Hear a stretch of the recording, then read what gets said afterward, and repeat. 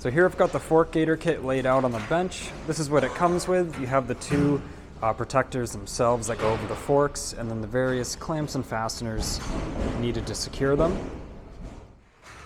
So we have this Continental GT in the shop for its 6,000 mile service, and we're just starting the disassembly process as this customer wanted the fork gaiters installed. And here's the Continental GT all back together with the fork gaiters installed.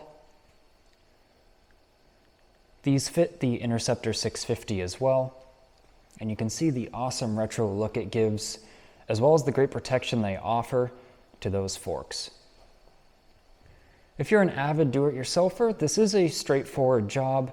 Just definitely reference the shop manual to follow the correct procedure and steps. But as an overall idea of what's involved, you need a safe way to lift the machine, as the front forks do have to be dropped from it.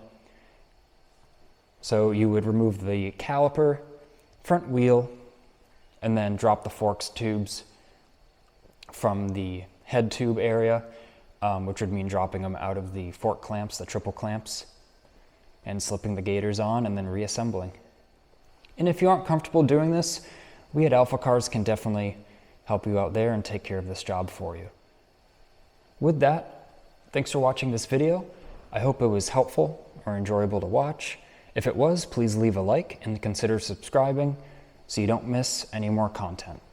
This has been Ian reporting from our Boxborough location.